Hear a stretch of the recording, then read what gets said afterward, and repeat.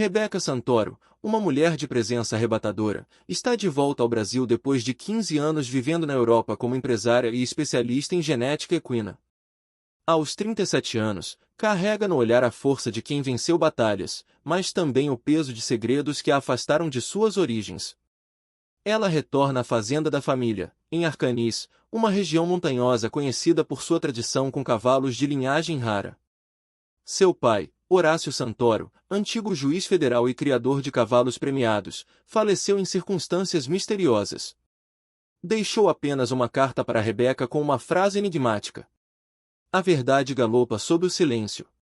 Rebeca encontra a fazenda decadente, mas os cavalos ainda estão lá, e entre eles, Sultão, um garanhão preto de olhos selvagens, que só se deixa montar por quem tem alma pura. Há rumores de que Horácio escondia algo precioso nos estábulos, uma linhagem genética de cavalos modificados que poderiam curar doenças, ou destruí-las. Miguel Duarte, ex-policial federal, agora trabalha como treinador de cavalos na região após ter abandonado tudo por causa de um caso mal resolvido. Ele conhece Rebeca quando ela tenta montar Sultão e cai, não por fraqueza, mas porque o cavalo pressente sua inquietude interior. Miguel a socorre. Há tensão entre eles. Ambos são fortes, marcados pelo passado, e têm dificuldade em confiar. Logo, descobrem que a morte de Horácio pode estar ligada a uma rede internacional de biogenética ilegal. Documentos encontrados na cela de um cavalo revelam experimentos feitos com DNA equino e humano. Horácio estaria prestes a denunciar um grupo que manipulava esses dados para controle populacional. O laboratório que fornecia os exames para os cavalos da fazenda também fornecia dados para uma organização chamada Ordo Vitae, que age infiltrada em governos e corporações. Rebeca descobre que seu próprio nome aparece nos documentos. Por quê? Ao se aprofundarem na investigação, Rebeca e Miguel se aproximam. Em uma noite de tempestade, abrigados no estábulo, eles se abrem.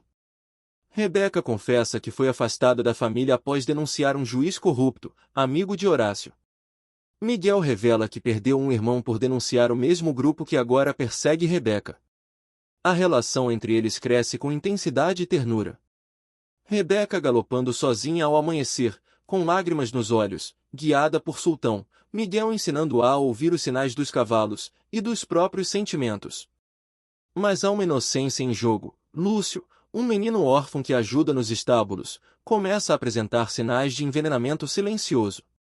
Os exames indicam alterações genéticas. O menino foi usado como cobaia em silêncio, sob o disfarce de um programa social. Ao confrontarem os antigos parceiros de Horácio, Rebeca e Miguel descobrem que ele havia gravado depoimentos antes de morrer. Em um cofre escondido na cela de uma égua, há um HD com todas as provas contra Ordo Vitae. Mas há um traidor, Dr. Salazar, antigo veterinário da fazenda e agente infiltrado, agora quer silenciar Rebeca. Rebeca é sequestrada, mas Sultão, guiado por Miguel, a encontra em um campo abandonado. A cena do resgate é intensa, cavalos correndo sob o luar, gritos, luta, poeira e um reencontro marcado por lágrimas e promessas. A verdade finalmente vem à tona. Com a ajuda de jornalistas e ex-agentes aliados de Miguel, a rede Ordo Vitae começa a ser desmantelada. Justiça é feita, mas o custo foi alto. Rebeca decide permanecer em Arcanis. Restaura a fazenda com Miguel e cria um centro de reabilitação com cavalos para crianças vítimas de traumas e experimentos. Lúcio é o primeiro a sorrir novamente ao montar Sultão. Rebeca e Miguel não falam de futuro, eles vivem o agora, cada dia como um presente. Uma carta escrita. O verdadeiro poder está em amar mesmo com cicatrizes. Em ouvir o galope da verdade, mesmo quando o mundo quer silêncio. Rebeca Santoro.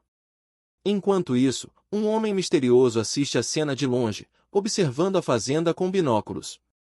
No bolso, um documento com o símbolo da Ordo Vitae. Meses se passaram desde a queda parcial da Ordo Vitae. Rebeca e Miguel agora lideram o projeto Cavalo Luz, um espaço terapêutico onde cavalos resgatados e crianças vítimas de traumas se encontram. Apesar da paz aparente, Rebeca começa a ter pesadelos com o pai. Em um deles, Horácio a adverte. O inimigo está dentro. Confie no silêncio dos cavalos, eles verão o que você não pode. Ela começa a desconfiar de Helena Santoro, sua meia-irmã por parte de pai, que retorna de forma repentina dos Estados Unidos, alegando querer ajudar a restaurar a fazenda. Rebecca quer acreditar na reconexão, mas algo não bate. Helena, encantadora e fria, se aproxima de Lúcio com doces palavras. Mas Miguel descobre, por meio de uma investigação paralela, que ela era pesquisadora-chefe da filial norte-americana da Ordo Vitae. Enquanto isso, Lúcio começa a adoecer novamente. O laboratório local, agora sob o comando de Helena, apresenta exames normais, mas um cavalo da fazenda, uma potra chamada Aurora, começa a ter sintomas similares. Miguel percebe que há um padrão genético idêntico entre o menino e a égua. Rebecca invade o antigo laboratório com Miguel e encontra uma câmara escondida contendo embriões híbridos, cavalos com manipulação genética humana. O plano da Ordo Vitae ainda está vivo, mais oculto, mais letal. Helena é o novo rosto da conspiração. Rebecca decide proteger Lúcio a qualquer custo. Mas, ao descobrir que Horácio não era apenas uma vítima, ele autorizou os primeiros experimentos antes de se arrepender, sua fé na família se despedaça. Miguel, sentindo que Rebecca está se afastando, tenta convencê-la a fugir, a deixar tudo para trás. Mas ela recusa. Se eu fugir, eles vencem. E os inocentes continuam em silêncio. O relacionamento dos dois balança. Miguel parte para São Paulo para buscar apoio jurídico e expor a rede, mas sofre um atentado. Ele sobrevive, mas fica entre a vida e a morte. Helena, agora no controle da fazenda, faz de tudo para convencer Rebecca de que o projeto Cavalo Luz deve se expandir globalmente com investimento estrangeiro, na verdade, um disfarce para continuar os testes genéticos. Lúcio, agora com 11 anos, passa a entender mais do que os adultos pensam. Ele ouve conversas escondido, vê Helena manipular dados e, com a ajuda de Aurora, a potra que só responde a ele, foge da fazenda e vai atrás de Miguel. Nesse momento, um novo personagem entra, Samuel Muniz, um jornalista investigativo que já perdeu um filho para Ordo Vitae e agora está infiltrado como peão. Ele ajuda Lúcio a fugir, mas é capturado por capangas de Helena. Rebecca, ao saber do sequestro, confronta a irmã.